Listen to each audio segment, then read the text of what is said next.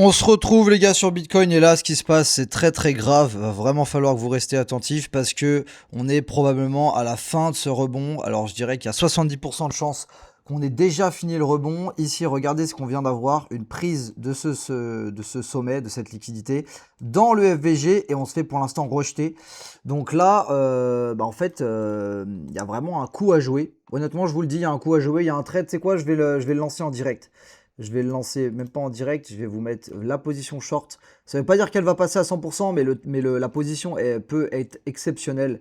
Vous target ici, vous target minimum, vous targetez pardon, minimum le plus bas ici. Vous avez 8 de RR. 8 de RR et je vais le laisser le trade. Voilà, ça c'est le trade du jour.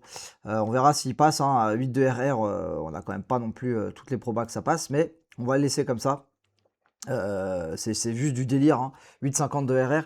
Pourquoi? Parce que quand on passe, je vais repasser, si je peux, en 4 heures. Voilà, si je peux prendre mon pinceau, nickel. Quand on passe en 4 heures, je vais mettre ça bien comme ça, pour que ça soit bien clean, voilà, nickel. On a eu, regardez comme c'est précis, tac, prise de liquidité, réjection, à voir si on recasse, mais techniquement, le job pourrait être fait. Après, attention, hein, 8 de RR, les gars, il y a très peu de chances que ça passe, hein, vous doutez. Ça veut dire que vous risquez 100 pour gagner 850. Donc c'est du délire. Vous risquez 1000, bon, avec 1000 c'est plus fou. Tu mets 1000 ici, si ça passe, tu prends 8500. Bon bah là c'est délirant, hein, c'est délirant. Vous comprenez? Donc la probabilité du trade automatiquement elle est faible, hein. Plus le trade est what the fuck, plus la probabilité est faible, ça faut être honnête. Par contre si vraiment c'était la prise de liquidité, l'entrée dans le FVG ici, on le voit pas en 4 heures, hein, on le voit que en daily d'ailleurs le FVG, donc c'est pour ça que c'est bien de mixer les unités de temps. Voilà, en fait je vais vous tracer ça. Il est où mon rectangle? Il est là. J'aimerais bien, voilà, colle-moi ça, nickel, voilà. Là c'est ce qu'on appelle l'IFVG. D'ailleurs normalement ça c'est en rouge. On va le mettre en rouge, voilà, bon, on n'y voit pas grand chose. Ça, c'est ce qu'on appelle l'IFVG, c'est-à-dire que c'est la zone qui est censée donc là, quand je prends mon pinceau, je reprends ma brosse, qui est censée nous pousser pour se casser la gueule, ok? Donc là, on a déjà pris le stop. Est-ce que ça va suffire à se casser la gueule ou pas? C'est ce qu'on va voir. En tout cas, voilà pour le Bitcoin. Donc c'est toujours le même scénario, on fait ça ou on fait ça. Si jamais on fait ça et qu'on vient à péter vers le nord, on ira dans cette zone. Hein, il faut toujours prendre deux scénarios parce que on n'est pas divin, hein, parce que si on était divin, on serait tous milliardaires. Donc scénario 1, scénario 2, ou scénario 3, scénario 3 qui est déjà en place, hein, c'est-à-dire que la prise de liquidité, on consolide et blâme. Et après, voilà, on fait. J'ai très mal dessiné, mais vous voyez ce que je veux dire. On fait, voilà, on se casse la gueule. On verra ce que ça donne. En tout cas, voilà, sur le BTC, c'est très très clair. La lecture est très claire. Soit ici, il y a peut-être 40% de chances que au final on soit déjà dans quelque chose de baissier. Soit ici on repart, on reprend, on travaille un peu plus le VG et on repart. Soit carrément on consolide, donc on vient, on travaille un peu le VG, on fait rejeter et on va chercher cette zone. Hein, c'est assez simple. On va dire ouais, mais il y a trois scénarios, machin. Oui, mais les gars, il faut prévoir un petit peu les différentes solutions. Donc voilà, Ethereum rebond aussi. Alors Ether, là la lecture elle est très très claire, elle est aussi claire que sur le BTC. Et Ether, l'objectif n'a pas été touché. Vous avez juste à tirer votre rectangle. Ouais, d'ailleurs, il est pas. Non, il est pas terrible. Attendez, bougez pas, je vais prendre la brosse. Donc là, sur Ether, je pense qu'on va venir chercher minimum ce sommet ici. Avant peut-être de se retourner, faudra voir. Donc même chose, je vais garder les dessins que j'avais dessinés. Et puis sur Solana, même chose, je vais garder. Ça ressemble pas à grand chose, hein, mes dessins.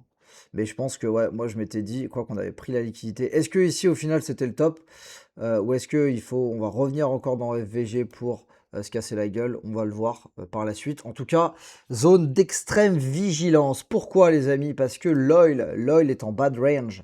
L'oil était en bad range et on va voir comment ça réagit. Mais prise de liquidité de tout le bad range. Si jamais là on vient, alors je vous le dis, hein, là pour moi il y a deux solutions. Là je pense quand même qu'on a des bonnes probabilités d'aller au minimum dans ce gap, chercher ce gap. Et comme j'ai déjà dessiné, soit on va chercher ce gap, on fait acheter, soit on va chercher ce gap.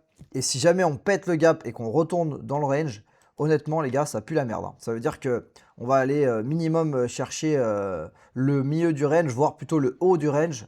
ou en tout cas, on va venir chercher pas mal de ces liquidités.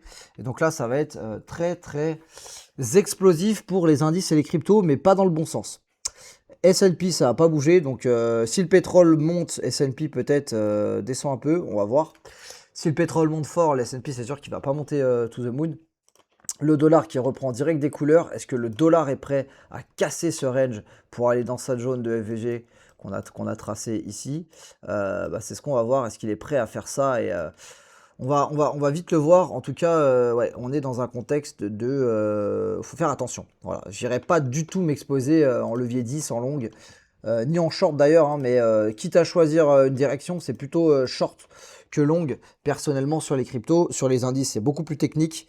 Sur les indices, j'irai pas m'exposer ni long ni short. Sur l'oil, faudra voir si effectivement on vient retravailler, on casse bel et bien le range ou pas. Et voilà, bon, pour le Bitcoin, la lecture est claire. On n'est pas en bull run, hein, les gars. Ça s'appelle pas un bull run. Si je vous mets le graphique dans le sens inverse, ça s'appelle un bear market, hein.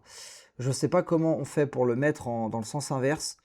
Malheureusement, je n'ai pas les capacités de tonton. Mais si ça, vous appelez pas ça un putain de bear market, je ne sais pas ce qu'il vous faut, hein. Vous voyez ce que je veux dire, hein? Prise de liquidité du sommet, hein? Prise de liquidité, on rejette. Sommet, tac, on rejette, tac, tac. Vous voyez ce que je veux dire?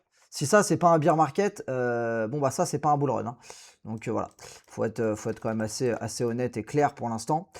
C'est simple. De toute façon, restons simples. En trading, il faut rester simple. Tant qu'il n'y a pas une clôture nette au-dessus de ce niveau-là, tant que ça fait pas, en gros, là d'ailleurs, le bottom, il n'a pas été fait, mais mettons que ça fait, je sais pas moi, un truc comme ça.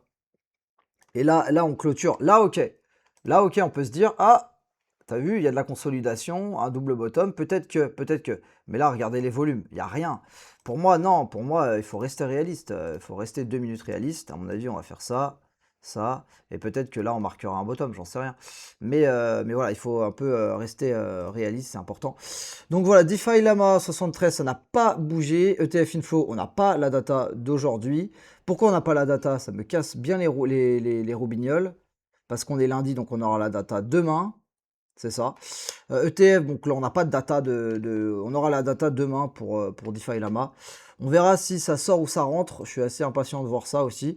Parce que si on voit pas d'intérêt, ça confirme. Si on voit 800 millions d'entrées, on commence à se poser des questions.